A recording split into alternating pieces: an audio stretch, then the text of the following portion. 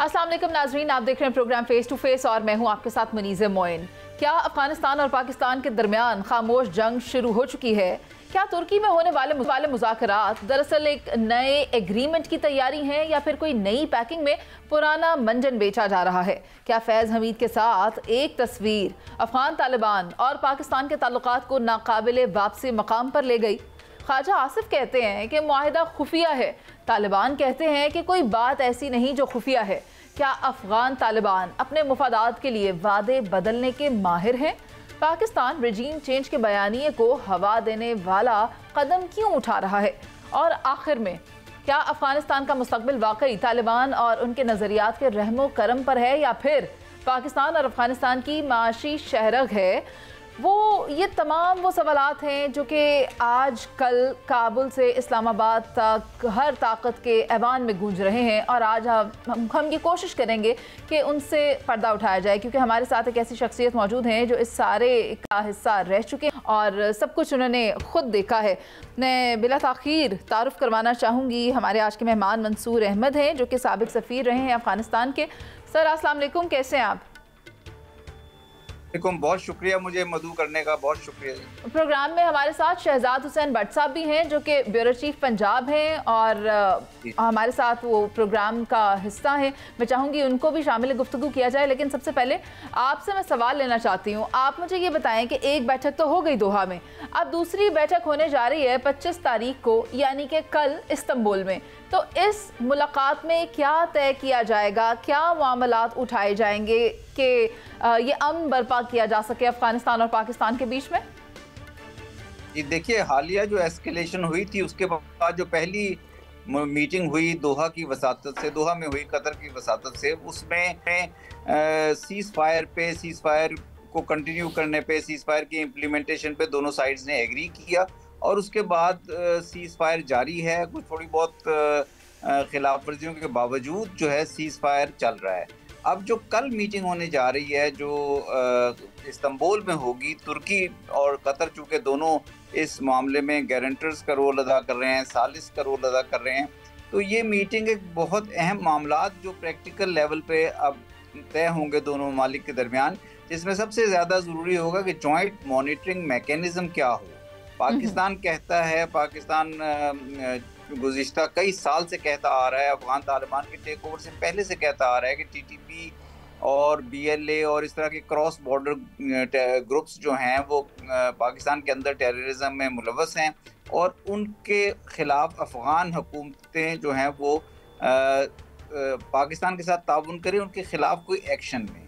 अब वो उस पर अफ़गान साइड पहले जो गुज़िश्ता हुकूमतें थीं उसके बाद तालिबान ने टेक ओवर किया। आपने जिक्र भी किया कि 2021 में टेक ओवर हुआ और किस तरह से फिर 2021-22 के बाद पाकिस्तान की तवक्कुआत पूरी नहीं हुई। तो अब दोबारा से ये कोशिश होगी कि एक जॉइंट मैकेनिज़्म इस तरह का बने कि जो इंटेलिजेंस या जो एविडेंस पाकिस्तान की तरफ से दिया जाए वो वहाँ पे अफ़गान साइड उसको वेरीफाई करे और फिर अगर वहाँ पे कुछ कैंप्स हैं, कुछ फाइटर्स मौजूद हैं और जो कि हैं, तो उनको किस तरह से उनके ख़िलाफ़ एक्शन लिया जाए या उनको उनके मामलात को किस तरह से हल किया जाए। अफ़गान तालिबान ये भी कहते रहे हैं कि अफ़गानिस्तान के अंदर ही उन्हें कहीं शिफ्ट कर देते हैं क्योंकि वो रेफ्यूजीज़ हैं। तो जो भी सूरत हाल है वो दोनों साइडों को एक दूसरे के साथ ट्रस्ट बेस्ड एक रिलेशनशिप के ज़रिए निकालना पड़ेगा हल। ठीक है, इसको सॉल्व करने की तो बहुत ज़्यादा ज़रूरत है क्योंकि आए रोज़ पाकिस्तान के अंदर कार्रवाइयाँ की जा रही हैं दहशत गर्दों की जानिब से। शहजाद हुसैन भट्ट साहब, आप देखें दालबंदीन में भी दहशत गर्दों के खिलाफ कार्रवाई हुई और फिर उससे एक आध दिन पहले की बात मैं आपको बता रही हूँ, बुरखे के अंदर फरार होने की कोशिश कर रहे थे दहशत गर्द और उनमें से एक अफगानी था। तो ये सिलसिला कहाँ जा रहा है, मुझे आप बताएं, आपको क्या लगता है, आप क्या सूरत हाल देख रहे हैं अफगानिस्तान और इंतहाई काबिल एहतराम मनीज़ मोइन साहब, आप दुरुस्त फरमा रही हैं, बुरखे वाली बात भी ठीक कर रही हैं। मुझे ये समझ नहीं आ रही कि ये कौन इश्खास है। एहसान जो है मुतनाज़ा हैं, खुला बयान देते हैं, स्पोक्समैन हैं ये इनके, ये क्या इम्प्लीकेशंस कर रहे हैं? वो तो साफ ही कहते हैं यार हमारे मुल्क में जमहूरियत नहीं, हम जमहूरियत नहीं चाहते। वो तो स्ट्रेट में बातें यही कह रहे हैं, ये बुरखे वाली बातें बच्चियों को पढ़ाना नहीं है। वो चाहते क्या हैं, मुझे तो ये अभी तक मैं उसको अंडरस्टैंड नहीं कर सका। लेकिन सवाल सिर्फ ये है کہ جو تانے بانے بن رہے ہیں یہ BLA کے، بھارت کے اور افغانستان کے، یہ سارے جا کر ہمارے یہاں بھی کچھ افراد ہیں جن کو ہاتھ ڈالا جا رہا ہے۔ آپ ذرا غور کریں، بلوچستان اور سندھ اور افغانستان کو ذرا کمپیریزن کریں۔ یہاں پر وڈیرائزم، وڈا سائیں اور جناب بلوچستان میں سردار وہ فیصلے کریں گے۔ اب ہونے کیا جا رہا ہے، اس کلچر کو چیلنج کیا جا رہا ہے اس وقت، اور اس چیلنج کرنے کی بنا پر ہی یہ چیزیں اب مائنس ہوتی جا رہی ہیں۔ لیکن بہت قابل احترام ہے منصور احمد صاحب، ہم سے زیادہ جانتے ہیں۔ منصور بھائی، میں آپ سے یہ جاننا چاہتا ہوں کہ اگر تاریخ پر نظر ڈالیں تو افغان سرزمین درجنوں بار فتح ہوئی۔ 50 سال میں روس اور امریکہ کی کہانی کا مقابلہ، میں آپ تو خود پوسٹ رہے ہیں، آپ کو کیا سمجھا سکتا ہوں۔ جاننا آپ سے یہ چاہتا ہوں کہ امریکی یہ متقی صاحب بھارت کا دورہ جو فرمایا، اس دورے کے دوران انہوں نے کہا ہے کہ افغانستان سے الجھنے والے روس اور امریکہ سے پوچھ لیں۔ یہ کوئی اوور ڈو نہیں کر رہا؟ طالبان خوش فہمی کا شکار ہے، غلط فہمی کا شکار ہے، کہانی کیا ہے؟ جی منصور بھائی دیکھیں، جی بالکل آپ نے جو یہ پوائنٹ آؤٹ کیا ہے ان حالات و واقعات کی طرف، یہ ہے تو اسی طرح، لیکن بات یہ ہے کہ 1970 سے، خاص طور پہ 1979 سے افغانستان میں چونکہ غیر ملکی طاقتوں کا بہت دخل رہا، پہلے سوویت یونین رہا، پھر بعد میں سول وار وغیرہ رہی، اور اس کے بعد US اور نیٹو کی فوجیں 20 سال موجود رہیں، تو اس وجہ سے افغانستان میں ایک ایسے حالات بھی پیدا ہو گئے ہیں کہ وہاں پہ بہت زیادہ انسٹیبلٹی آ گئی ہے، وہاں پہ بہت زیادہ گروپس موجود ہیں۔ کبھی ہم بھی دیکھیں نا، مجاہدین کو سپورٹ کرتے رہے، پھر مجاہدین جب حکومت بنا لی مجاہدین نے تو پاکستان اور مجاہدین کے اختلافات رہے، پھر طالبان جو ہے وہ 20 سال جو ہے US اور نیٹو کے خلاف انسرجنسی لڑتے رہے، طالبان حکومت میں آ گئے تو پاکستان اور افغانستان کے جو باہمی معاملات ہیں وہ حل نہ ہوئے، اور جب بھی پاکستان اور افغانستان کے درمیان اختلافات بڑھتے ہیں تو بھارت جو ہے، بھارت کو ایک رول پلے کرنے کا موقع مل جاتا ہے۔ 2001 سے لے کر 2021 تک بھارت نے جو پاکستان کے خلاف ایسٹس ہیں افغانستان میں، TTP ہے، BLA ہے، مجید بریگیڈ ہے، اس طرح کی آرگنائزیشنز ہیں، ان میں بہت زیادہ انویسٹ کیا، اور اب اگر پاکستان اور افغانستان میں ایک دفعہ پھر ہم دیکھ رہے ہیں کہ اختلافات پیدا ہو رہے ہیں تو یا ہوئے ہیں پچھلے 4-5 سالوں میں بڑھے ہیں، تو اب افغان وزیر خارجہ جو ہیں متقی صاحب، وہ ماسکو فارمیٹ کی میٹنگ کے فوراً بعد وہ تقریباً ہفتے کے لیے یا 10 دن کے لیے انڈیا کا دورہ کیا، اور جہاں سے پھر ایک انڈیا کا جو رول جو گزشتہ 4 سال میں ڈپلومیٹک رول اور پولیٹیکل رول بہت کم ہو گیا تھا افغانستان میں، اس کو دوبارہ ریوائیو ہونے کی خبریں اور ریوائیو ہونے کی اطلاعات ہیں۔ لیکن میرا خیال ہے پاکستان کے لیے بہت ضروری ہے کہ پاکستان افغانستان کے ساتھ، پاکستان اور افغانستان دونوں کے لیے بلکہ میں کہوں گا ضروری ہے کہ ہمارا 2600 کلومیٹر کا بارڈر ہے، انڈیا کا افغانستان کے ساتھ کوئی بارڈر نہیں ہے، ہمارے جو ہے بہت قریبی کلچرل تعلقات ہیں، قبائلی علاقوں کے تعلقات ہیں، قبائلی عوام کے روابط ہیں، تو میرا خیال ہے ہمیں ایک تو طرف تو ٹیررزم کے خاتمے کی طرف سٹرگل کرنی چاہیے، دونوں حکومتوں کو تعاون کرنا پڑے گا، اور دوسرا پھر ہمیں ایک پاکستان اور افغانستان کی ریلیشن شپ ہے، تعلقات ہیں جس میں لوگوں کا آنا جانا، جس میں اکنامک کوآپریشن، اگر پاکستان اور افغانستان کا بارڈر نارمل ہو جائے تو 10 سے 20 بلین ڈالر کی اکنامک آؤٹ پٹ جنریٹ ہو سکتی ہے صرف اس بارڈر سے۔ تو میرا خیال، اور پھر ہم سینٹرل ایشیا کے تھرو جو کنیکٹیوٹی چاہتے ہیں، یا رشیا یا یوریشیا کے ممالک تک جو کنیکٹیوٹی چاہتے ہیں افغانستان کے تھرو، وہ تبھی ہوگی جب افغانستان میں امن آئے گا اور افغانستان اور پاکستان کے تعلقات بہتر ہوں گے۔ تو میرا خیال ہے افغان طالبان کو بھی معذرت منصور صاحب ذرا روشنی گا کہ جب آپ کی ایک تصویر سامنے آئی جس میں سابق DG ISI کے ساتھ افغانستان میں وہ چائے کا کپ، آپ بھی اس تصویر میں ہیں، آپ جانتے ہیں اس تصویر نے کیا رول پلے کیا، اور آج جو ہم صورتحال دیکھ رہے ہیں، مجھے اس تصویر کی روشنی میں بتائیے گا کہ آج ہم کہاں کھڑے ہیں۔ دیکھیے، وہ جب 15 اگست 2021 کو افغان طالبان نے ٹیک اوور کیا کابل کو، اور افغانستان میں سے US اور نیٹو سپانسرڈ جو افغان گورنمنٹس تھیں ان کا رول ختم ہوا، اشرف غنی ان کے فارمر پریزیڈنٹ جو ہیں وہاں وہ افغانستان چھوڑ کر چلے گئے، تو افغانستان میں ایک ویکیوم سا آ گیا، اور افغان طالبان نے جو اپنا کنٹرول تو سنبھال لیا، لیکن حکومت بنانے میں کافی ٹائم لگایا، کافی دن لگے. تو یہ تقریباً 3 یا 4 ستمبر کی بات ہے جب ہمارے جو فارمر DGI جنرل فیض حمید نے وہاں وزٹ کیا، اور اس وقت پاکستان میں یہ تشویش جو آج کل جس سے ہم گزر رہے ہیں یہ جڑ پکڑ رہی تھی. پاکستان کے سیکیورٹی کے ادارے، پاکستان کے سیاسی ادارے اس کشمکش میں مبتلا تھے کہ افغانستان کے اندر کس قسم کی حکومت بنے گی، اور جو حکومت بنے گی وہ پاکستان سے کراس بارڈر ٹیررزم میں تعاون کس طرح کرے گی. تو اس وقت جو اس وزٹ کا مقصد بھی ان کا یہی تھا کہ افغان طالبان کی جو قیادت ہے، جس میں ملا برادر بھی تھے اور دیگر ان کے افغان اہم کمانڈرز تھے، جو کہ ابھی چونکہ حکومت نہیں بنی تھی تو وہ حکومت بننے کی تیاریاں جاری تھی، تو وہ ان سے انہی معاملات پہ جو ہے بات چیت ہوئی تھی، اور افغان لیڈرشپ نے یہ ایشورنس دی تھی. تو مقصد حاصل ہوا یا پھر خراب ہو گیا؟ سر مقصد حاصل ہوا تھا یا پھر کام خراب ہو گیا؟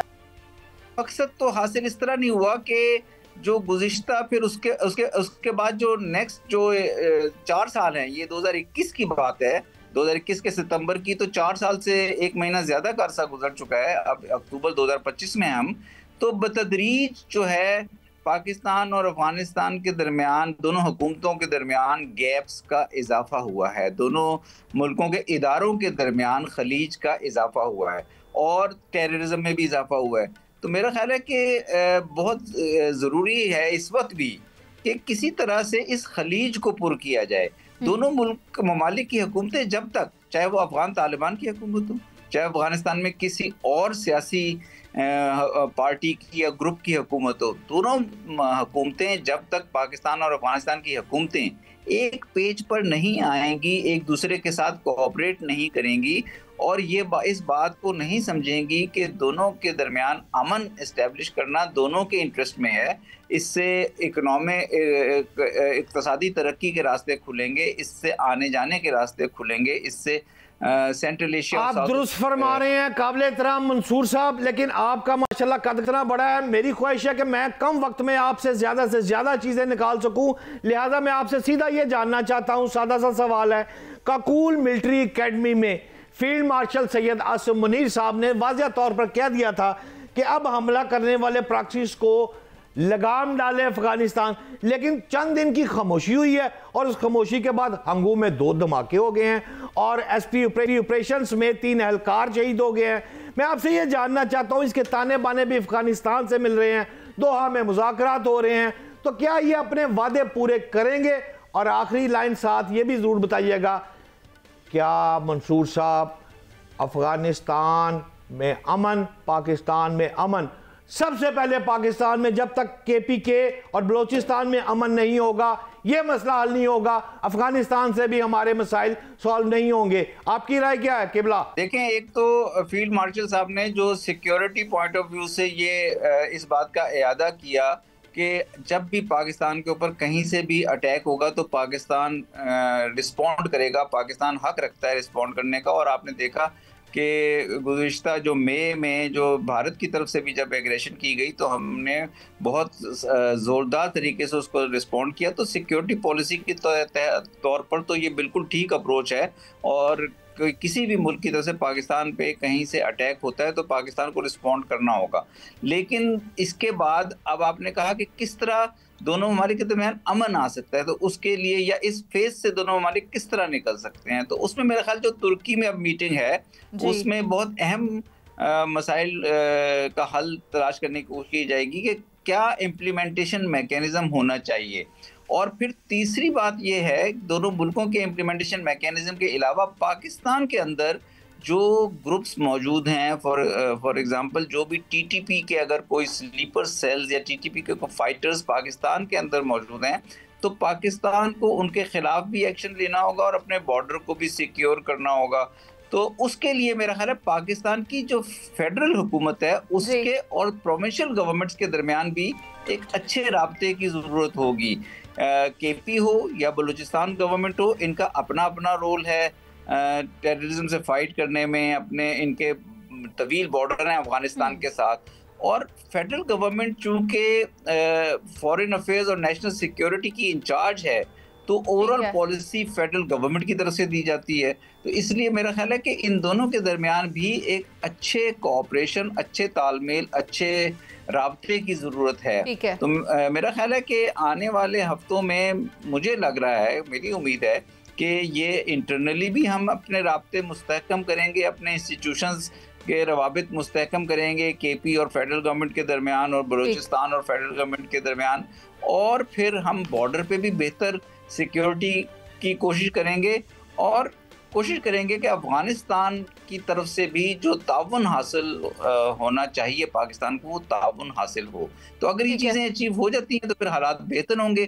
اگر ان چیزوں کی طرف پروگریس بدقسمتی سے نہیں ہوتی تو پھر حالات پاکستان کے اور افغانستان دونوں کے لیے چیلنجز میں اضافہ ہو. لیکن ایک نیریٹو ہے جو مختلف پایا جا رہا ہے. وزیر دفاع خواجہ آصف کہتے ہیں کہ یہ جو معاہدہ ہے یہ خفیہ ہے. اگر آپ افغان طالبان رجیم کے نیریٹو کی بات کریں تو وہ یہ سمجھتے ہیں کہ اس میں خفیہ والی تو کوئی بات نہیں ہے. بیچ میں کیا ہے ایسا جو سامنے نہیں لایا جا رہا؟ دیکھیں، بات یہ ہے کہ میرا خیال ہے کہ یہ دونوں کا اپنا اپنا پرسپیکٹیو ہے چیزوں کو بیان کرنے کا. چونکہ معاہدے میں پاکستان اس کو بالکل بارڈر مانتا ہے، یہ انٹرنیشنل کمیونٹی بھی یہ پاکستان افغانستان کے بارڈر کو بارڈر مانتی ہے. افغانستان میں کچھ circles political point of view سے اس کو بارڈر نہیں ڈیورنٹ لائن کہتے ہیں. تو آپ نے دیکھا کہ جب ایگریمنٹ بھی ہوا تو تھوڑا سا کرٹیسزم افغانستان میں سوشل میڈیا پہ آیا کہ جی یہ پاکستان کے ساتھ ہم نے اس کو بارڈر کس طرح مان لیا، حالانکہ تو دنیا اس کو بارڈر مانتی ہے.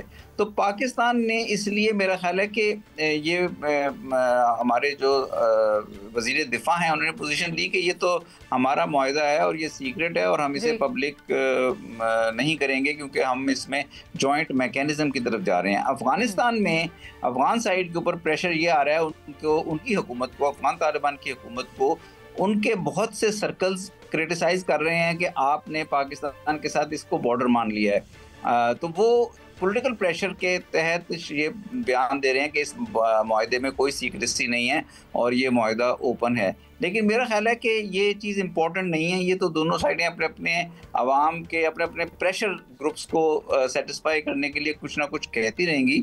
امپورٹنٹ چیز یہ ہوگی کہ پاکستان اور افغانستان کے درمیان کس قسم کا جوائنٹ مانیٹرنگ میکینزم آتا ہے. اور آپ جہاں اس میکینزم کی بات کر رہے ہیں تو یہ استنبول والی میٹنگ میں طے ہوگا، آپ نے یہ کہا. لیکن میں یہ جاننا چاہتی ہوں کہ ایک نیریٹو جو سامنے آیا وہ یہ ہے کہ جن کو افغان طالبان سے خطرہ محسوس ہو رہا ہو یا عدم تحفظ کا خدشہ ہو وہ پاکستان میں رہ سکتے ہیں. تو اس بات کو کیا سمجھا جائے کہ کیا یہ سیدھا سیدھا رجیم چینج کو سپورٹ کرنے والی بات ہے جو پاکستان کی جانب سے کی گئی ہے؟ نہیں، میرا خیال ہے کہ دیکھیں پاکستان میں نا شروع سے جب جہاد ہو رہا تھا، اس کے بعد جب افغان طالبان کی انسرجنسی ہو رہی تھی، کوئی 40 سال سے زیادہ کا عرصہ بلکہ 50 سال ہو گئے ہیں، پاکستان میں افغان مہاجرین بڑی تعداد میں موجود ہیں. افغان سٹیزنز بہت بڑی تعداد میں پناہ لیے ہوئے ہیں اور وہ ہر طبقے سے تعلق رکھتے ہیں. وہ چاہے طالبان کے لوگ ہوں یا وہ نان طالبان، بہت زیادہ لوگ ہیں جو پاکستان آئے، انہوں نے پاکستان سے تعلیم حاصل کی، پاکستان میں بزنس کیا، پاکستان کے ساتھ میں علاج معالجے کے لیے بھی آتے ہیں. بہت بڑی تعداد میں جو لوگ ہیں افغان یہاں موجود ہیں. تو میرا نہیں خیال کہ پاکستان نے کبھی بھی کسی بھی فیز میں یہ کہا ہے کہ ہم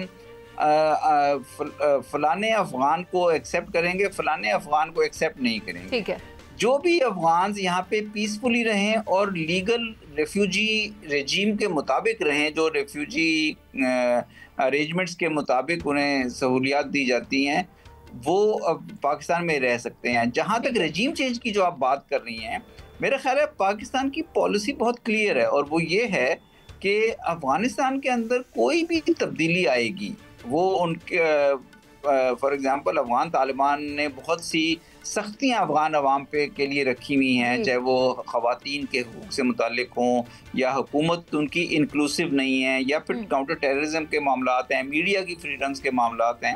تو وہ پھر افغانز کی اپنی سٹرگل ہوگی افغان کسی بھی حکومت کے خلاف. کسی بھی غیر ملکی حکومت کو انکلوڈنگ پاکستان کو اس کا حصہ نہیں بننا چاہیے. اور میرا خیال ہے پاکستان نے یہ پالیسی کبھی بھی نہیں رکھی کہ پاکستان کسی رجیم چینج کا حصہ بنے گا. تو اس لیے میرا خیال ہے یہاں تو بہت کلیئرٹی ہے.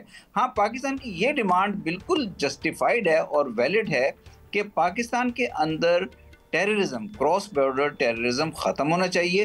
اور جو T T P cross border terrorism کرتی رہی ہے، ٹی ٹی پی کے بہت سے کمانڈرز وہاں موجود رہے ہیں. 2022 میں جب میں وہاں پہ تھا سفیر، تو اس وقت ہمارے سیکیورٹی آفیشلز کے ٹی ٹی پی کے ساتھ کچھ مذاکرات بھی ہوئے تھے اور اس میں ان کے تمام بڑے کمانڈرز موجود تھے. تو اس کا مطلب ہے کہ اس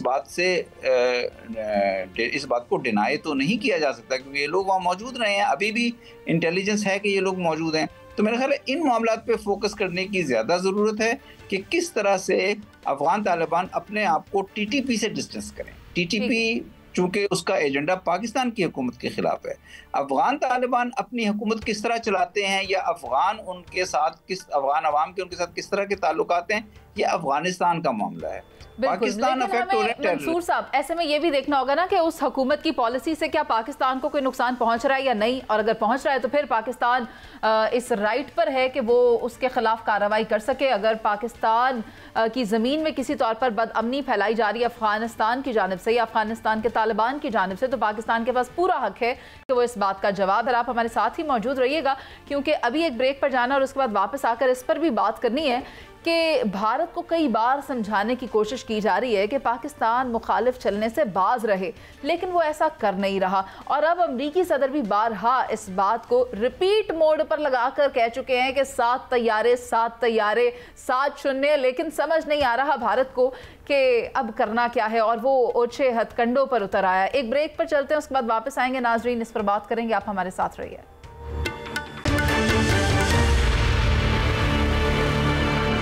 ویلکم بیک ناظرین. پاکستان کے سمندر، زمین اور فضا تینوں محاذوں پر ایک نئی جنگی بساط بچھ چکی ہے.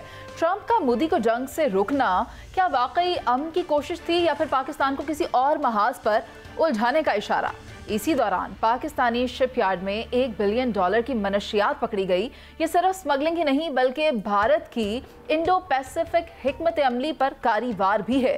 کیا اب پاکستان سمندروں کا ایک نیا تھانے دار بننے جا رہا ہے، جبکہ ادھر بھارت اپنی ایئر فورس کو دوبارہ ہتھیار بند کر رہا ہے؟ لیکن سوال یہ ہے کہ وہ کب تک پاکستان کے برابر آ سکے گا، اور مشرق میں ایسے کون سے اثاثے ہیں جو بھارت کے لیے ایک ڈراؤنا خواب بن سکتے ہیں؟ یہ وہ تمام سوالات ہیں جس پر آج ہم اس سیگمنٹ میں بات کرنے جا رہے ہیں، اور مجھے اس میں جوائن کر رہے ہیں ایئر کاموڈور ریٹائرڈ خالد چشتی صاحب، دفاعی تجزیہ کار بھی ہیں. سر آپ کو خوش آمدید کہوں گی، اور آپ سے سب سے پہلے یہ جاننا چاہوں گی کہ آپ نے بھی دیکھا کس طرح امریکی صدر نے بارہا بھارت کو شٹ اپ کال دی. یہ ورڈ تو نامناسب ہے، لیکن ایسا ہی کیا کہ بار بار ایک بات اسے سمجھائی جا رہی ہے، وہ تسلیم کرنے کو تیار نہیں. لیکن اب آپ کو کیا لگتا ہے کیا وجہ ہو سکتی ہے کہ بار بار امریکی صدر بھارت کو کیوں سمجھا رہے ہیں کہ آپ نے پاکستان کے ساتھ دوبارہ سے مقابلہ نہیں کرنا، اور ری انسٹیٹ کر رہے ہیں کہ پاکستان نے آپ کے ساتھ کیا کیا؟ ریزن کیا تھی؟ کیا امریکہ پاکستان کا اسٹریٹجک پارٹنر ہے، یا پھر آپ کو کیا لگتا ہے کہ امریکہ پاکستان کو کسی اور محاذ پر انگیج کرنا چاہتا تھا؟ بہت شکریہ منیزے. یہ نیشنل انٹرسٹ ہوتی ہیں مختلف ملکوں کی، جب آپ کسی سے ریلیونس گین کرتے ہیں یا کامن گراؤنڈ ڈھونڈتے ہیں، یا آپ ان کامن ہو جاتے ہیں ایک دوسرے کے لیے اور آپ ایک دوسرے کو نہیں پہچانتے. بدقسمتی سے ہماری تاریخ بھری پڑی ہے، امریکہ کے ساتھ ریلیشنز ہمارے بہت اچھے بھی رہے اور اتنے اچھے نہیں بھی رہے. سینٹو سیٹو کے زمانے میں ہم ظاہر ہے کلوز کلیبریشن میں تھے، ہمیں ملٹری ایڈ دی گئی تھی، F-86 جہاز، F-104 جہاز، B-57 بامبر دیے گئے. 60s کی میں بات کر رہا ہوں. اور اس کے بعد آپ نے دیکھا 65 کی جنگ ہوئی تو انہوں نے ہمارے اسپیئر پارٹس ہی بند کر دیے ان جہازوں کے، ہمیں بہت پرابلم ہوئی. 71 میں بھی یہی ہوا. پھر ایک اور جو زیادہ نوٹس کرنے والا واقعہ ہے وہ ارلی 80s سے لے کر لیٹ 80s تک ہے، جب سوویت یونین نے افغانستان پر قبضہ کیا ہوا تھا. اس وقت امریکہ ہمارے اور قریب آ گیا کیونکہ یہی مجاہدین تھے جو سوویٹ آکوپیشن کے خلاف لڑ رہے تھے، اور پھر ہم قریب آئے. لیکن بدقسمتی سے آپ دیکھیے کہ پریسلر امینڈمنٹ جب ہمیں ویور دیتے رہے امریکن پریزیڈنٹ کہ جی ہم نیوکلیر پروگرام میں نہیں ہیں، کیونکہ ان کی انٹرسٹ ہماری طرف تھی، جبکہ ہم نیوکلیر پروگرام میں ایکٹیو تھے اور میں بھی اس وقت ایئر فورس میں سرو کر رہا تھا. ہم نیوکلیر پلانٹ کو پروٹیکٹ کرتے تھے، لیکن امریکن پریزیڈنٹ اپنی نیشنل انٹرسٹ میں، کیونکہ وہ مجاہدین کو چاہتے تھے کہ وہ مقابلہ کرتے رہے سوویت یونین کے ساتھ، تو وہ ہمیں ایگزامپشن دیتے رہے. لیکن جو ہی سوویت یونین نکلا اور بعد میں ٹوٹ گیا, ہماری ساری ایڈ پھر بند ہو گئی. F-16 کے اسپیئر پارٹس روک لیے گئے, F-16 کی جو پیمنٹ ہوئی تھی جہاز روک لیے گئے. تو یہ ہماری بڑی انفارچونیٹ ہسٹری ہے, اور یہ کلیئر ہونا چاہیے کہ بڑے ملک جو سپر پاورز ہوتی ہیں وہ اپنی نیشنل انٹرسٹ میں قریب آتی ہیں اور اپنی نیشنل انٹرسٹ میں دور ہو جاتی ہیں. افغانستان کا آپ دیکھ لیں, جو آپ جس کی طرف آپ اشارہ کر رہی ہیں کہ وہ ہمیں چاہتا ہے کہ ایک اور محاذ کھلے, لیکن ہم نے پہلے مئی میں بھی اور ابھی بھی اپنی دانش مندی سے اور ایک نیشنل یونٹی دکھاتے ہوئے پہلے ہندوستان کا جواب دیا اور افغانستان کو بھی جواب دیا. اب امریکن پریزیڈنٹ نے یہ ریلائز کیا, اور ویسٹ کا میں کافی سارا پڑھتا رہتا ہوں تھوڑا سا, تو ویسٹ نے بھی یہ ریلائز کیا ہے کہ پاکستان کو اس وقت انگیج کرنا کسی کے حق میں اس لیے نہیں ہے کہ پہلے اتنے بڑے ملک کو انہوں نے ایک امبیرس کیا, ہندوستان کو ظاہر ہے 7 جہاز ان کے مار گرائے. افغانستان میں بھی ان کا یہی امپریشن تھا, افغانستان کا اپنا بھی تحریک طالبان جو افغانستان لیڈرشپ ہے ان کا بھی یہی خیال تھا کہ پاکستان شاید رسپونڈ نہیں کرے گا, اور یہ جو خدا نہ خدا سلو بلیڈنگ وہ ہمیں کر پا رہے ہیں ہمارے شہداء کی جنازوں کی شکل میں, یہ کنٹینیو رہے گا. تو ہم نے اب جواب دیا جو ویسٹرن سائڈ پہ, تو ایک نیا چیپٹر کھلا ہے اور ایک اور ریئلائزیشن ہو گئی ہے, ایک اور ایشورنس ہو گئی ہے امریکن پریزیڈنٹ کو بھی کہ یہ وقت شاید پاکستان کو انگیج کرنے کا نہیں ہے. پاکستان کو آن بورڈ رکھا جا کے, کیونکہ وہ اپنی نیشنل انٹرسٹ جو افغانستان کے متعلق ہے امریکہ کی, اس کو بھی پورا کرنا چاہتے ہیں, جس میں بگرام بیس ہے, چائنا روس پر نظر رکھنے کی ان کی ضرورت ہے. تو یہ خوش آئند بات ہے, میں اس کو شک کی نگاہ سے نہیں دیکھتا, لیکن as a student of strategy ہمیں بیک گراؤنڈ بھی جاننا چاہیے کہ ہماری کتنی امریکہ فیوریبل رہا ہے اور کتنا ہم لائکیبل رہے ہیں ٹریڈیشنلی, ہم آف اینڈ آن ہوتا رہا ہے, اور اللہ کرے آئندہ ایسا کنٹینیو رہے. میں دعا گو ہوں کہ کلوز کولیبریشن جاری رہے. قابل احترام, میں آپ سے یہ جاننا چاہتا ہوں, ابھی آپ نے بات کی بگرام ایئر بیس کی, تو افغانستان میں جو بڑی بات آپ بگرام ایئر بیس کی, سب کی نظریں تو اس وقت اس پر لگی ہوئی کہ بگرام ایئر بیس پہ افغانستان قابض ہے, بھارت کی اطلاع ہے کہ وہاں فوجی آ گئی ہیں, امریکہ کہتا ہے جی میرا سارا اسلحہ وہاں پڑا ہوا ہے, پاکستان کو بھی تحفظات ہیں. مجھے ذرا صورتحال میرے ناظرین کو یہ واضح کیجئے کہ بگرام ایئرپورٹ اس وقت کیا ہے, کس کا قبضہ ہے اور کیا وہاں صورتحال ہے؟ جی شکریہ شہزاد صاحب. ایکچولی اس کا دیکھیے, جب 2019 میں جب نیگوسیشن چل رہی تھی طالبان کی امریکن گورنمنٹ کے ساتھ, جب امریکہ کا رول تھا یا امریکہ کا کنٹرول تھا افغانستان پر, اور افغانستان میں طالبان سٹرگل کر رہے تھے, قطر میں جب ایگریمنٹ ہوا تھا 2019 سے آنورڈ ہوا, اور 2021 میں آپ نے دیکھا وہ پلانڈ یا ان پلانڈ پل آؤٹ ہوا افغانستان سے. تو یہ 2 سال پہلے آلموسٹ امریکہ ایگری کر گیا تھا طالبان کے ساتھ قطر میں نیگوسیشن کے دوران کہ ہم یہاں سے پل آؤٹ کر لیں گے.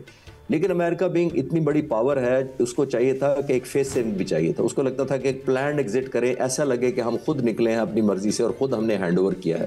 یہ امپریشن وہ دینا چاہتے تھے. وہ امپریشن کافی حد تک وہ دینے میں شروع میں تو کامیاب رہے, لیکن جب انہوں نے ایگزٹ کیا ہے بالکل, جس میں وہ جہاز بھر بھر کے, جو آپ کو یاد ہوگا وہ منظر جس میں جہازوں کے ساتھ لٹک کے لوگ جانا چاہتے تھے, اسکیپ کرنا چاہتے تھے افغانستان سے, اس نے سارا بھانڈا پھوڑ دیا. اور وہ پلان نہیں لگا, ایسا لگا کہ امریکہ بائی کمپلشن جا رہا ہے اور طالبان نے بائی فورس وہ ایریا ٹیک اوور کیا. لیکن ان کے جانے سے پہلے انہوں نے ایک ایگریمنٹ کیا تھا طالبان کے ساتھ کہ ہم آپ کو اینول اتنی فنڈنگ کریں گے سسٹین کرنے کے لیے یا حکومت چلانے کے لیے. بگرام بیس بہت امپورٹنٹ بیس ہے, اس پہ وہ اس کی امپورٹنس یہ ہے کہ 70s میں جب یہ بیسیکلی 60s اور 70s کے دوران پہلے سب سے سوویت یونین نے ڈیولپ کیا تھا. سوویت یونین جب ڈیولپ کر رہا تھا, اس کے بعد آپ نے دیکھا وہ خود آ گیا 1979 میں, تو اس کے بڑا کرٹیکل بیس تھا بیکاز جیوگرافیکلی اس کی بڑی لوکیشن زبردست ہے. وہ نارتھ میں افغانستان کے, وہاں سے وہ چائنا پہ بھی, رشیا پہ بھی, اور سینٹرل ایشین اسٹیٹس پر بھی, پاکستان پر بھی, سب پر نظر رکھنے کے لیے سرویلنس کر سکتا ہے, انٹیلیجنس کر سکتا ہے, سیٹلائٹ مانیٹرنگ کر سکتا ہے وہاں سے. تو یہ ان کو بڑا کرٹیکل لگتا تھا. اس وقت امریکہ نے اس کو ہینڈ اوور کرتے ہوئے یہ کہا تھا طالبان کو کہ جیسے ادھار کے طور پہ دیتے ہیں یہ بیس. بعد میں طالبان نے کہا کہ جی ہم نے تو کیونکہ تلوار سے یا زور بازو سے جیتا ہے تو یہ ہمارا بیس ہوا, جبکہ امریکہ انسسٹ کرتا ہے کہ نہیں, یہ تو ہم نے اپنی امانتاً آپ کے پاس رکھوایا تھا. یہ بہت اسٹریٹجیکلی امپورٹنٹ ہے, اور ظاہر ہے یہ ڈسپیوٹ اس لیے ابھی تک چل رہا ہے. لیکن جو اسٹیٹس آپ پوچھ رہے ہیں یہ ابھی تک آفیشیلی تو طالبان کے پاس ہے, لیکن یہاں بہت بڑا اسلحہ اور ویپنز امریکہ کے پڑے ہوئے ہیں جو وہ سمجھتے ہیں کہ سیف کسٹڈی میں ہے, اور وہیں سے یہ اسلحہ اور یہ ویپنز آتے تھے جو پاکستان کے خلاف استعمال ہوتے آئے ہیں. خالد چشتی صاحب, یہ تو بہت واضح طور پر امریکہ کی جانب سے بھی کہا گیا ہے کہ اگر آپ یہ نہیں دیں گے تو پھر لینا تو ہمیں آتا ہے, کہ لینا تو انہوں نے ہے, مگر اب اگر یہ لوگ پیار سے دے دیں گے تو پھر ٹھیک ہے, اگر دوسرے طریقے سے امریکہ لے گا تو پھر یہ تو ایک بار پھر سے اشتعال انگیزی کی سی صورتحال ہو جائے گی ہمارے خطے میں. لیکن اشتعال انگیزی کی جہاں میں بات کر رہی ہوں, وہاں آپ دیکھیں کہ بھارت آرام سے بیٹھنے والا نہیں ہے. 7-0 والی جو شکست ہے وہ بہت ہی بری شکست تھی.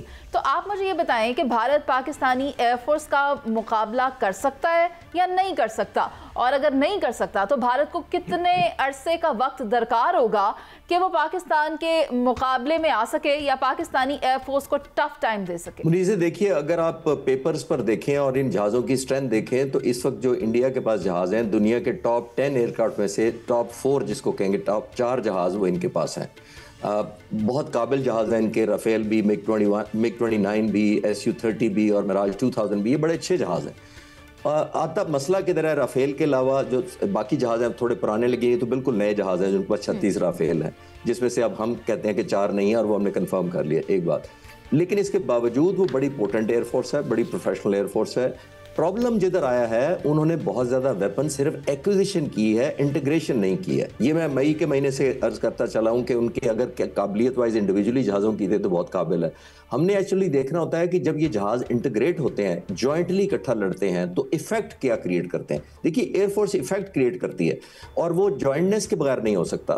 رافیل فرانس کے جہاز ہیں, میراج 2000 فرانس کے ہیں, MiG 29 جو ہیں اور SU-30 جو ہیں وہ رشیا کے ہیں, ان کے پاس ڈرون ان کے پاس اسرائیل کے ہیں, ان کے پاس جو الیکٹرانک کے جہاز ہیں وہ جہاز رشیا کا ہے, اس کے اوپر ریڈار جو ہے اسرائیل کا لگا ہوا ہے. تو صرف چیزیں لے لینے سے چیزیں نہیں ہوتی, آپ نے ان کو انٹیگریٹ کرنا ہوتا ہے. ہم نے بھی اپنے جہاز امریکن F-16 بھی یوز کیے ہیں, J-10C بھی یوز کیے ہیں, ہمارے سویڈن کے EW الیکٹرانک وارفیئر جہاز بھی یوز کیے ہیں. لیکن جو ہمارا کمال ہے اور پریزنٹ لیڈرشپ کا پاک فضائیہ air chief marshal Zaheer Ahmed Babar Sidhu کا جو کمال ہے وہ یہ ہے کہ انہوں نے انٹیگریٹ کیا ہر آپریٹر کو, چاہے وہ زمین پر بیٹھا تھا, ہوا میں تھا, ریڈارز پر تھا, سیٹلائٹ سے انپٹ لے رہا تھا, ویپنز کنٹرول پہ بیٹھا تھا. اس کو یہ پتا تھا کہ ہم نے دشمن کو کس اینگل سے کس نے مارنا ہے, کس نے داؤ دینا ہے, کس نے ڈیسیو کرنا ہے, کس نے جیم کرنا ہے اور کس نے اصل وار آخری کرنا ہے. جب تک آپ اس طرح نہیں کرتے آپ ایفیکٹ کریٹ نہیں کر پاتے. تو جیسے میں کنکلوژن میں یہ کہوں گا کہ بہت اچھی ایئر فورس ہے اور تھی بھی, لیکن ابھی ان کو بہت سال چاہیے. جو پاک فضائیہ نے ان کو سرپرائز دیا ہے, خاص طور پر جیسے میں نے کہا کہ انٹیگریشن کا کیا ہے, الیکٹرانک وارفیئر اور جیمنگ کا کیا ہے, سائبر کمانڈ نے جو رول پلے کیا ہے, اس کی انٹیگریشن 1-2 سالوں میں نہیں آتی, اس کے 5-10 سال چاہیے ان کو. اور ظاہر ہے جیسے میں نے کہا کہ ان کے weapon system different back ground سے ہیں, ان کو انٹیگریٹ کرنا اور زیادہ مشکل ہے. اور جو پاک فضائیہ کا کمال ہے, آخری سینٹنس یہ ہے کہ جو پاک فضائیہ کا کمال ہے, سب کچھ ہوم گرون, ہوم ڈیولپڈ ہے ہمارا. ہم کسی پر ڈیپینڈنٹ نہیں رہے, اسی لیے ہماری سیکریسی مینٹین رہی, اسی لیے انڈیا ایئر فورس کو خاص طور پر بہت بڑا سرپرائز ہم دے سکے. قابل احترام ایئر کموڈور صاحب, لوگ آپ کو بہت پسند کر رہے ہیں کیونکہ آپ نے یہ پچھلے دنوں جو بھی چیزیں بتائیں وہ بعد ازاں سچ ثابت ہوئی. پاکستان ایئر فورس کی بات کر لیں, نیوی کی بات کر لیں, کسی بھی ٹاپک پر بھارت سے ریلیٹڈ یا افغانستان سے ریلیٹڈ, وہ باتیں آپ کی ٹھیک تھی. میری یہ خواہش ہے کہ آج کے پروگرام میں آپ ہمیں پاکستان پانی, میدان اور ہوا تینوں جگہ پہ جو ورکنگ کر رہا ہے, اس میں بھی کوئی ایسی خوشخبری ہے جو آنے والے دنوں میں ہمیں اور بوسٹ کرے گی؟ یہ سرپرائز آج ہمیں دے کے جائیں. شہزاد صاحب بہت شکریہ, آپ نے اچھے الفاظ کہے میرے بارے میں, اور یہ صرف اللہ کی مہربانی کے بعد ایئر فورس کا میرے پہ اعتماد تھا. جو مجھے باتیں آتی تھی میں آپ کے سامنے پیش کر دیتا تھا, اور بہت سی ایسی باتیں میں یہ بتا سکتا ہوں کہ میں نہیں پیش کر سکتا بیکاز آف سیکیورٹی ریزنز یا ہماری کانفیڈینشیلٹی کی وجہ سے. اور ظاہر ہے آپ ایگری کریں گے کہ ساری باتیں ہم دشمن کو بتا بھی نہیں سکتے. وہ سرپرائز, یہ جو سرپرائز اس وار میں ہوا, مئی میں ہوا, وہ الحمدللہ میں مئی سے چند مہینے پہلے ریڈ کوارٹر گیا تھا تو یہ ساری چیزیں مجھے بتائی گئی تھی, لیکن ظاہر ہے کوئی بھی بتانے کے لائق نہیں تھی کہ کانفیڈینشیلٹی کی وجہ سے لوگوں میں شیئر. ابھی ہماری پچھلے 4 سالوں میں الحمدللہ پاک فضائیہ نے کوئی 19 نئی انڈکشن کی ہیں, جس میں J-10C تھا, ہمارا HQ-9B surface to year missile تھا, ہماری سائبر کمانڈ تھی, ہمارا national aerospace science and technology park NASTP تھا, اور بہت ساری ہیں.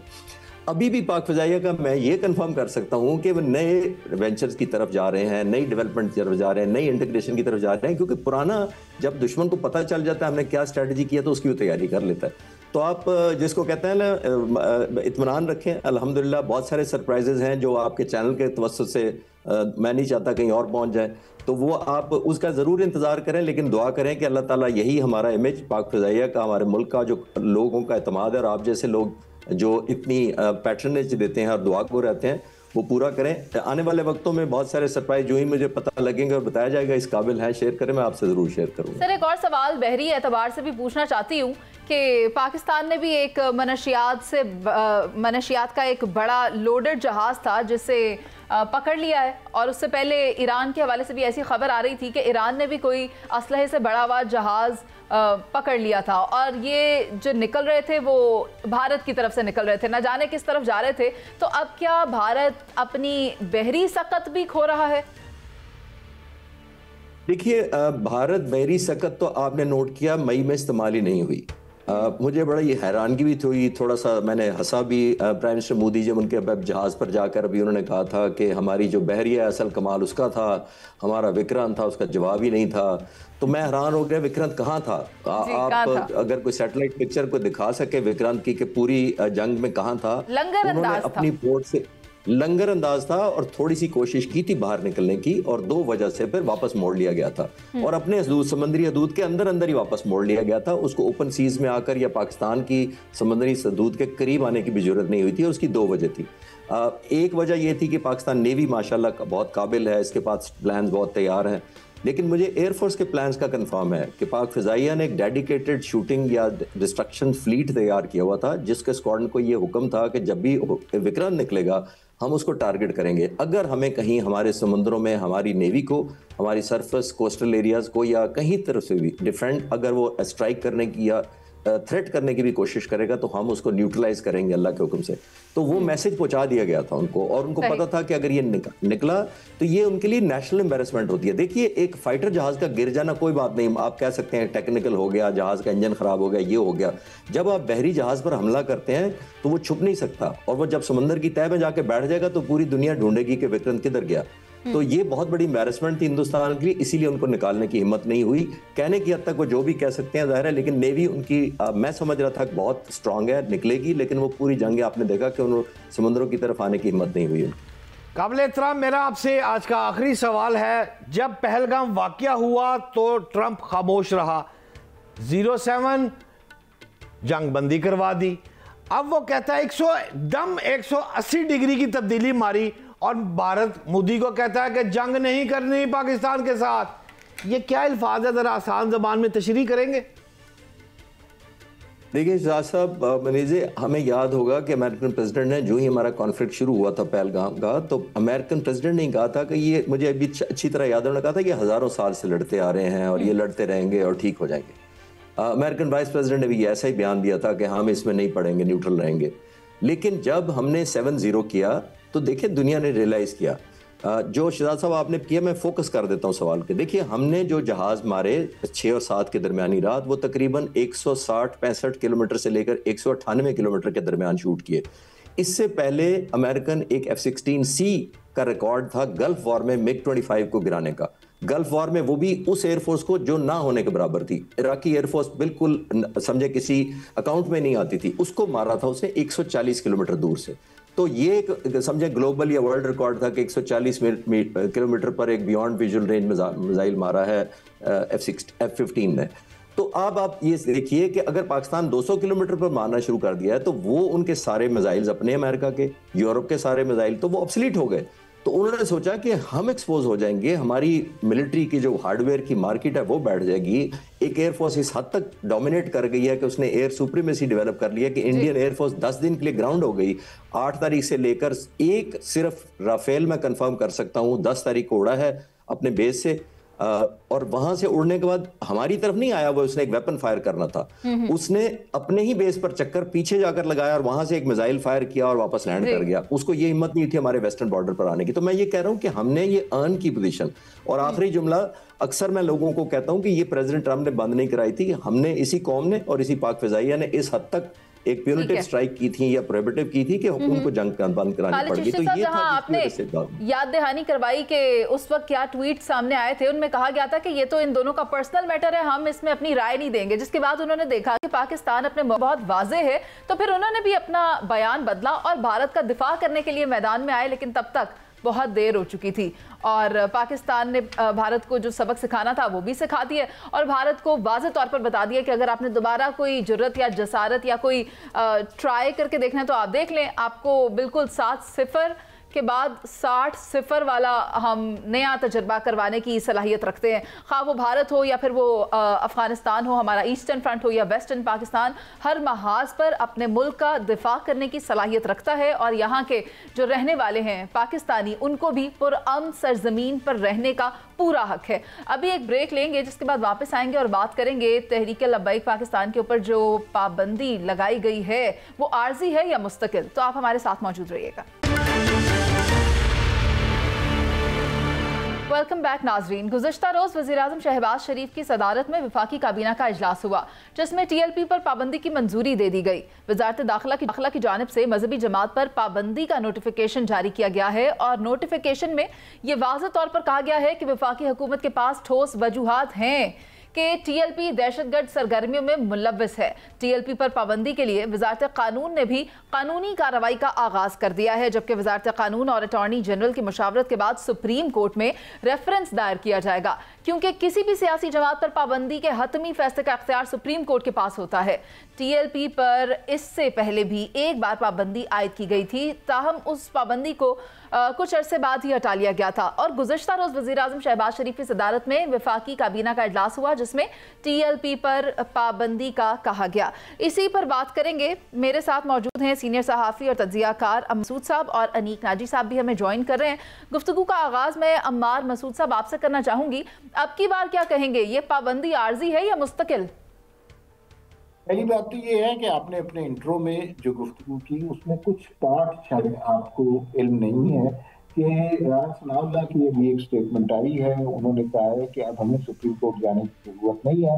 वज़ारत दाखिला की जानिब से जो नोटिफिकेशन दे दिया गया है वो हतमी और अटल है और उस नोटिफिकेशन के बाद TLP पर हतमी पाबंदी लगा दी गई है।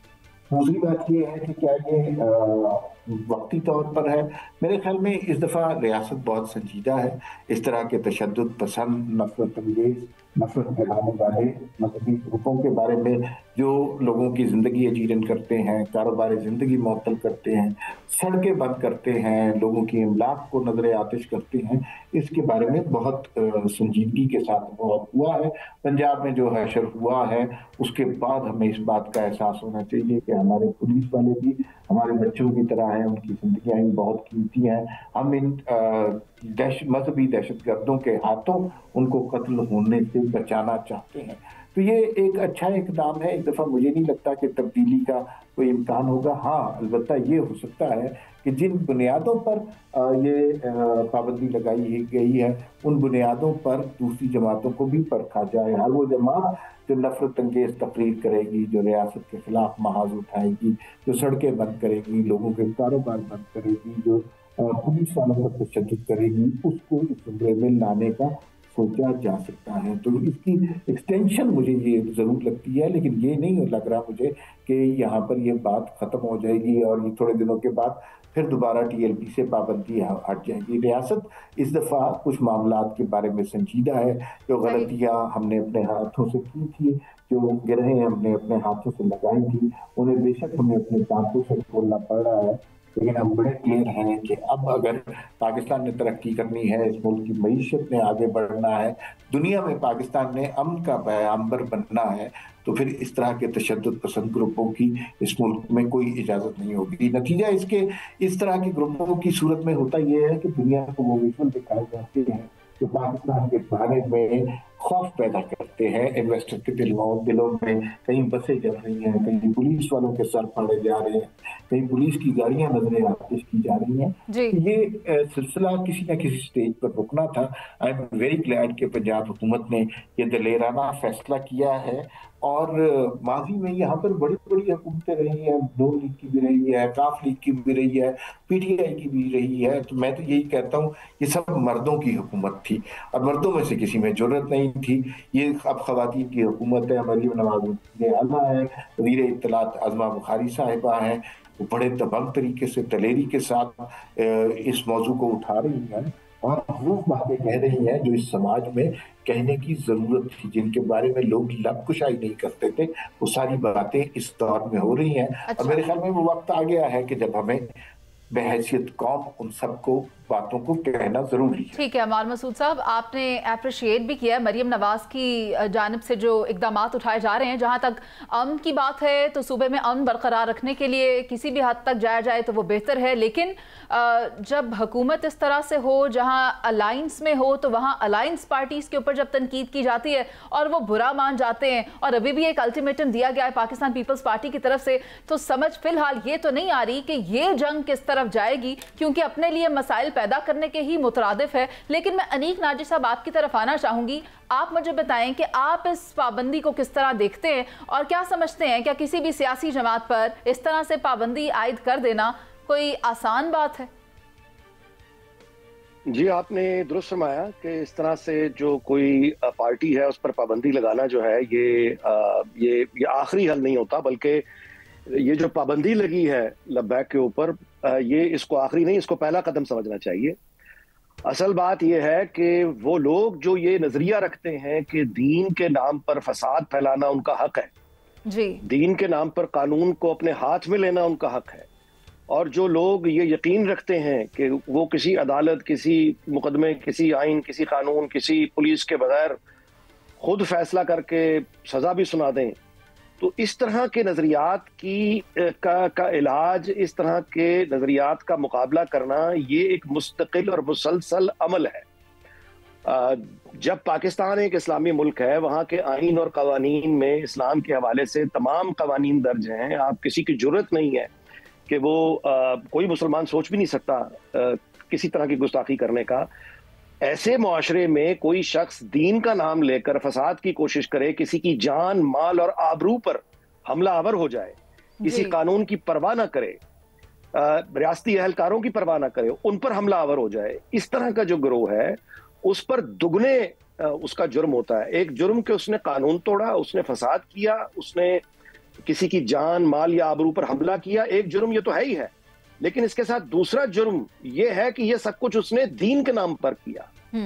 और असल तौहीन मजहब ये है, यानी जब आप मुकद्दस शख्सियात का, मुकद्दस हस्तियों का नाम लेकर ज़ईफ और झूठी रिवायात बयान करते हैं और झूठी और ज़ईफ रिवायात बयान करके लोगों को तशद्दुद पर उकसाते हैं, तो ये सिर्फ एक नॉर्मल जुर्म नहीं रह जाता कि आपने फसाद किया है। ये असल में तौहीन मजहब ये है, तौहीन इस्लाम ये है कि आप उसके नाम पर झूठ बोलें और झूठ बोलकर किसी की जान, माल, आबरू पे हमला आवर हो जाए। तो ये पाबंदी जो है ये बहुत अच्छी बात है, ये होना चाहिए, लेकिन ये पहला कदम है। असल में जो इसका इलाज है वो है नसाब। ये जहां ये चीजें पढ़ाई जाती हैं उनको दुरुस्त करना, कानून की हुक्मरानी सबके लिए कायम करना, और फिर उसके बाद ये है कि यहाँ बात रुकनी नहीं चाहिए। तमाम पूरे मुल्क में जो भी यानी मजहब के नाम पर, किसी फिरके के नाम पर फसाद करने वाले, हमला आवर होने वाले जत्थे हैं, ग्रुप है, सबके खिलाफ यूनानिमसली एक तरह की कार्रवाई होनी चाहिए। और इसके बगैर हम, यानी तरक्की तो बड़ी दूर की बात है, नॉर्मल जिंदगी गुजारने के काबिल नहीं रहता मुआशरा। जी, फसादात पैदा हो जाते हैं। बिल्कुल आप दुरुस्त फरमा रहे हैं। शहजाद हुसैन भट्ट साहब, आइन क्या कहता है इस बारे में, सियासी जमातों पर पाबंदी के हवाले से? देखें मुनीज़ मोइन साहबा, सबसे पहली आपके सवाल का जवाब देने से पहले दो लाइनें मैं ज़रूर कहूँगा। तहरीक लब्बैक TLP जो है ये 2018 में पहली दफ़ा इसने इंतखाबात में हिस्सा लिया था और पंजाब के हर हल्के में कम से कम ये दूसरी और तीसरी पोजीशन पर आई थी, और सिंध असम्बली की 2 नशिस्तों पर तहरीक लब्बैक को कामयाबी भी मिली थी। अब बात यह है जो आप फरमा रही हैं आइन वाली बात, तो आइन में तो वाज़े तौर पर लिखा है कि आर्टिकल 17 की शिक 2 के तहत किसी पर भी पाबंदी ऐसी जमात पर लगाई जा सकती है जो मुल्क की सलामती के खिलाफ चल रही हो, तो उस हवाले से पाबंदी लग गई है। लेकिन सवाल यह है, ये पाबंदी पहले भी लगती हैं रही है, कोई नई पाबंदी नहीं है। आप 1971 में या खां पे चले जाए, उसने जुल्फ़िकार अली भुट्टो पर पाबंदी लगाई। आप 2001 से 2015 की बात कर लें तो 60 से ज़ायद मजहबी जमातों पर पाबंदी लगी, फिर 2015 में पाबंदियां लगी, अब 2018 के इंतखाबात में आप देखें एक जमात, मजहबी जमात थी, उस पर भी पाबंदी। तो मैं ये कहना चाह रहा हूँ पाबंदियां पहले भी लगती रही हैं, अब भी लग रही हैं। जैसे फरमाया अभी सीनियर आदमी है अम्मार मसूद साहब, उन्होंने फरमाया है कि राना सनाउल्लाह साहब ने कह दिया है कि जनाब हमने नोटिफिकेशन कर दिया। ये नोटिफिकेशन सबसे पहले पंजाब कबीना ने किया था, इसकी समरी वफाक को भिजवाई, वफाक से जाकर ये कबीना बैठी और उसके बाद پاکستان کی طرف سے, حکومت کی طرف سے نوٹیفیکیشن ہو گیا. اب رانا صاحب نے بھی یہ بات کر دی ہے. تو میں عمار مسعود صاحب آپ مجھے سمجھائیں, اگر حکومت نہیں بھی جاتی تو کہاں جائے گا پابندی آرٹیکل 17 کی شق 2 کے تحت, جس کے لیے سپریم کورٹ کو یہ چارج دیا گیا ہے کہ فائنل ڈیسیجن اس کا ہوگا, اور اسی ڈیسیجن کے تحت ان کو جا کر پیش کرنا پڑے گا کہ ہم نے یہ پابندی ان پوائنٹس پہ لگائی ہے جو جوئے شیر لانے کے مترادف ہے. تو آپ کیا سمجھتے ہیں, آپ زیادہ سمجھدار آدمی ہیں, کہ اگر یہ حکومت نہیں جائے گی تو ٹی ایل پی چلی جائے گی؟ بات تو پھر بھی آنی ہے جناب محترم. عمار صاحب میرے سے سوال پوچھا. جی عمار صاحب آپ سے.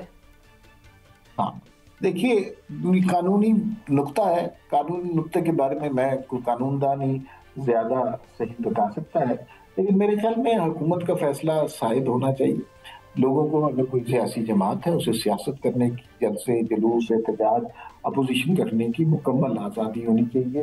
یہ آزادی ہمارا آئین ان جماعتوں کو دیتا ہے. آزادی اظہار کا حق ہونا چاہیے. آرٹیکل 19 اگر نہیں سمجھ آ رہا دوبارہ پڑھ لیں. لیکن ایک بات کلیئر ہے, وہ یہ ہے کہ ہمیں کسی نہ کسی سٹیج پر تشدد پر, ہیٹ سپیچ پر, ریاست کے املاک کو نقصان پہنچانے پر, پولیس والوں کی زندگیوں کو خطرے میں ڈالنے والے لوگوں پر کہیں نہ کہیں کریک ڈاؤن کرنا ہے, کہیں نہ کہیں پابندی لگانی ہے.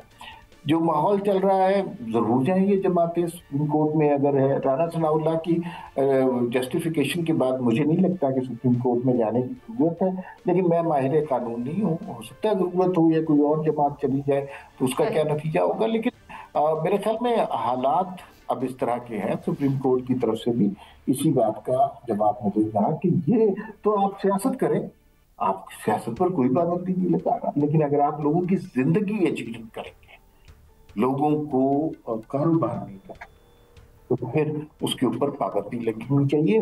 مسئلہ یہ ہے کہ اس کام میں ہم نے بہت تعطل سے کام کیا. یہ کام آج نہیں, آج سے 10 سال پہلے ہو جانا چاہیے تھا, 15 سال پہلے ہو جانا چاہیے تھا. بدقسمتی یہ ہے ہمارے سماج کی کہ جس طرح کی یہ جماعتیں ہیں, ان جماعتوں کو ریاست کی پشت پناہی ماضی میں حاصل رہی ہے. یہ پریشر گروپ کریٹ بھی کیے جاتے ہیں, استعمال بھی کیے جاتے ہیں, لیکن اب یوں لگتا ہے کہ یہ کارتوس چل چکے ہیں. اب ان کے اندر ریاست کی کوئی افادیت باقی نہیں ہے. دوسرا جو پرنسپل کوسچن ہے, جو اہم سوال ہے, وہ پنجاب حکومت میں اٹھائے ہیں. میں بہت متاثر ہوا ہوں عظما بخاری صاحبہ کی 2-3 باتوں سے. دیکھیے, مساجد وہ جگہ ہوتی ہے جہاں قرآن پاک کی تعلیم ہوتی ہے, جہاں پر خدا کی وحدانیت پر یقین کیا جاتا ہے, عبادات ہوتی ہے. اگر, اور یہ عظما بخاری کے جملے میں کوٹ کر رہا ہوں, انہوں نے کہا کہ ممبر سے بیٹھ کر اگر نفرت پھیلائی جاتی ہے, اور ممبر پر بیٹھ کر اگر کسی طبقے کے بارے میں, کسی فرقے کے بارے میں, کسی سیاسی جماعت کے بارے میں, کسی فرد کے بارے میں غلیظ گفتگو ہو رہی ہے, گالیاں دی جا رہی ہیں, یہ بات, اچھا یہ بات یقین مانیے کہ جتنے لوگ اس پروگرام میں موجود ہیں ہم سب کو پتہ ہے, لیکن ہم سب میں سے کسی کی جرأت نہیں تھی ماضی میں یہ بات کرنے کی. اس بات کو اتنا, اور اقدام ہمیشہ حکومت کی طرف سے ہوتا ہے. حکومت کی طرف سے جب اقدام ہوتا ہے تو ہمارے جیسے لوگوں کو بھی بات کرنے کا حوصلہ مل جاتا ہے. تو ابھی یہ صورتحال پیدا ہوئی ہے. ایک اور بڑا دلچسپ اقدام انہوں نے یہ کیا کہ ایک ہیلپ لائن بھی بتا دی ہے, جس میں معلومات دینے والے کا نام صیغہ راز میں رکھا جائے گا. اگر آپ بتانا چاہتے ہیں کسی اس طرح کی شدت پسندی کی کارروائی جو مذہب کے نام پہ ہوئی تو اس کو روکنے کے لیے آپ بتا سکتے ہیں. دیکھیے 110 کے قریب گزشتہ 10 سالوں میں پولیس والے ان پرتشدد جماعتوں کے احتجاجوں میں 110 پولیس والے مارے گئے. قطع کلامی کی معذرت عمار صاحب, لیکن مجھے انیک ناجی صاحب کو بھی شامل گفتگو کرنا ہے. لیکن میں صرف ایک چھوٹا سا انپٹ یہاں دینا چاہتی ہوں کہ جہاں ہم ممبر کی بات کر رہے ہیں کہ وہاں سے صرف امن کی بات ہونی چاہیے, دین کی تدریس ہونی چاہیے, تو ہر وہ مقام, ہر وہ عہدہ بھی काबिल मोहतरम है, जहाँ से रिप्रेजेंटेशन बहुत ज़्यादा लोगों की हो रही है, कम्युनिकेट किया जा रहा है, तो मेरी तो गुजारिश उन शख्सियात से, उन अशखास से भी है कि वो अपने अपने मेंबरों का भी एहतराम करते हुए अपनी बातों से सिर्फ फूल ही झड़ा करें, ना कि दूसरों के दिल जलाएं, क्योंकि आफ्टर ऑल हम सिर्फ पाकिस्तान की बात कर रहे हैं और हर फोरम पर पाकिस्तान को ही रिप्रेजेंट कर रहे हैं। ये मेरी एक अदना सी उन लोगों से, उन अशखास से गुजारिश हो सकती है। अनीक नाजी साहब, आपकी जानिब आना चाहती हूँ। आप मुझे बताएं कि मुआफ़ी का रास्ता भी होता है क्या? TLP अगर मुआफ़ी मांग ले, यकीन दहानी करा दे कि मुस्तकबिल में हम ऐसा कुछ नहीं करेंगे, हमारे फेल से नुकसान नहीं पहुँचेगा, हम ऐसा कुछ नहीं करेंगे, तो क्या कोई रिलीफ मिलने के इम्कानात हो सकते हैं? नहीं जी, ये तो बहुत ही बड़ा आपने अगर इसके साथ लगा हुआ है कि यानी जो माफ़ी तलाफ़ी इस तरह की बात नहीं होती, जराइम हुए, जराइम की सज़ा होती है। और दूसरी बात यह है कि मजहबी इंतहा पसंदी यानी वो गिरोह जो मजहब का नाम लेकर तशद्दुद पर यकीन रखते हैं, ऐसे लोग को लबैक के साथ पैदा नहीं हो गए हैं। ये जनरल ज़ियाउल हक के ज़माने से मौजूद है, उससे पहले भी तशद्दुद होता रहा है, पाकिस्तान बनने के बाद ही शुरू हो गया था। लेकिन चलें, मैं रिसेंट हिस्ट्री की बात करता हूँ, तो पाकिस्तान में हमेशा वो लोग मौजूद रहे हैं जनरल ज़ियाउल हक के ज़माने से, जो इस मजहबी इंतहा पसंदी और तशद्दुद पसंद गिरोहों के खिलाफ आवाज़ उठाते रहे हैं। सियासतदान भी उठाते रहे हैं, सहाफ़ी भी उठाते रहे हैं, वकील भी उठाते रहे हैं, इसके अलावा असातिज़ा भी उठाते रहे हैं। लेकिन अनफॉर्चुनेटली ये परवेज़ मुशर्रफ के ज़माने में भी बहुत हुआ, लेकिन अनफॉर्चुनेटली यानी उनकी हौसला अफजाई करने के बजाय ऐसे ही लोगों को बुरा कहा गया। वो लोग जो इस तशद्दुद के खिलाफ आवाज़ उठा रहे थे, उल्टा उनके बारे में फतवे जारी कर दिए गए, उनको सजाएं दी गई, उनको निशाने इबरत बनाया गया। तो ये अनफॉर्चुनेट रवैया माजी का रहा है, लेकिन हम माजी में दफन होकर आगे जिंदा नहीं रह सकते जी। तो इस बात का यकीनन खैर मकदम करना चाहिए कि देर आए आज ही से ही अगर ये एहसास हकीकत में यानी रियासत के अंदर यानी उनको ये फाइनली उन्होंने ये तय कर लिया है कि मजहब के नाम पे तशद्दुद, और किसी भी ना नस्ल के नाम पे ना जबान के नाम पे तशद्दुद, ये जो जत्थे हैं जो अपनी मर्जी मनवाने के लिए यानी पुलिस पर हमलावर हो जाएं, सरकारी अमलाक पर हमलावर हो जाएं, शहर को मफलूज करके रख दें, रास्तों पे कब्जा कर लें, इस तरह के जत्थों के साथ बाहर की सरमायाकारी तो बहुत बड़ी दूर की बात है। मुकामी जो छोटा सा एक बेचारा जो रेडी लगाने वाला है वो रेडी नहीं लगा सकता, मजदूर अपने काम पे नहीं जा सकता, दुकानदार दुकान नहीं खोल सकता, बच्चे स्कूल नहीं जा सकते। यानी ये इसके एक पूरा फसाद खड़ा कर देना, ये किसी भी जमात को इजाजत नहीं होनी चाहिए। और ये मैं दोबारा से गुजारिश करूंगा, इसरार करूंगा कि ये पाबंदी एक जगह एक यानी किसी जमात तक नहीं, अक्रॉस द बोर्ड होना चाहिए। यहाँ भी गुड और बैड वाला जो सिलेक्शन है ये नहीं होनी चाहिए। कानून की हुक्मरानी सब पर कायम होनी चाहिए, इम्तियाज कार्रवाई की जानी चाहिए। आपका बहुत शुक्रिया नाजी साहब, और ये मुस्तकिल अमल है। अम्मार साहब आपका भी बहुत शुक्रिया, शहजाद हुसैन भट्ट साहब आपका भी। और दुरुस्त फरमा रहे थे कि बिला इम्तियाज हर उस शख्स के खिलाफ, हर उस जमात के खिलाफ कार्रवाई होनी चाहिए जो रियासत मुखालिफ अपने घर से बाहर निकले या उसकी तदरीस करे, इमलाक को नुकसान पहुंचाए, मईशत को तबाह करे। और अब जो कार्रवाई की गई है तहरीक लब्बैक पर पाबंदी की, अब देखना ये होगा कि आने वाले वक्तों में इस पर तहरीक लब्बैक की जानिब से क्या मौक़िफ़ इख्तियार किया जाता है। फिल वक्त की जो स्टेटस है इसका, वो पाबंदी का है, उसका इतलाक़ कर दिया गया है। नाज़रीन, प्रोग्राम का वक्त खत्म हो गया, मुझे इजाज़त दीजिए, अल्लाह निगहबान।